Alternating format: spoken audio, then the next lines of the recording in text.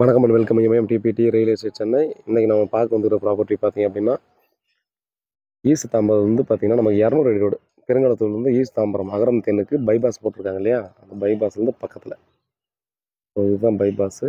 Bypass வந்து பார்த்திங்கன்னா நம்ம இங்கே வர்றதுக்கு சைடு ரோடில் பார்த்தீங்கன்னா ஒரு 200 மீட்டர் வரும்.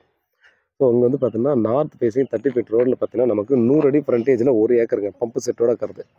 ஆக்சுவலாக 1 ஏக்கர் 47 சென்ட். இது 147 அடி இந்த மாதிரி பார்த்தீங்கன்னா ஃப்ரண்டேஜ் வருது. அதில் 47 அடி, அதே போல் பார்த்தீங்கன்னா 47 சென்ட்டு அந்த அப்பார்ட்மெண்ட் கட்டுறாங்க பாருங்கள்.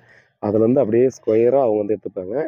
ஒரே சிங்கிள் ஓனரு. நமக்கு வந்து இதுலேருந்து 100 அடி இதில் வரும். ஸோ இங்கேருந்து இந்த கோயில் இருக்குது பார்த்தீங்கன்னா, கோயிலாக அது இது ஒன்று இருக்குது, கல்யாண மண்டபம்னு நினைக்கிறேன். ஆமாம், கல்யாண மண்டபம். இதில் வந்து பார்த்திங்கன்னா அப்படியே 100 அடி நமக்கு வந்துட்டு அப்படியே பம்பு செட்டுலேயே வரும். அந்த மாமரம் பாருங்கள், அது பம்பு செட்டு. ஸோ அதோட சேர்த்து அப்படியே பார்த்திங்கன்னா 100 அடி இந்த லாஸ்ட் வரைக்கும் பார்த்திங்கன்னா அப்படியே ஸ்கொயர் ஃபீஸாக வரும். கோர்ஸ் எதுவுமே இருக்காது. 13 கோடி சொல்கிறாங்க. சிங்கிள் ஓனரு, சைனிங் அத்தாரிட்டி ஒருத்தர் தான்.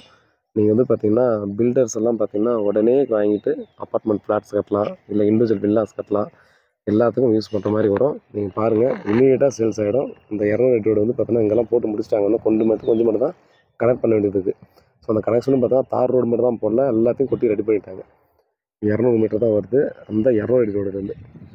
பாருங்கள், டெஃபினட்டாக பார்த்தீங்கன்னா ஒர்த்தான இடம் இது. ரேட்டு உட்காந்து பேசி நெகோசியேட் பண்ணி பேசலாம். வேறு ஏதாவது டீட்டெயில் வேணுன்னா வாட்ஸ்அப் மூலம் கால் பண்ணுங்கள். நன்றி.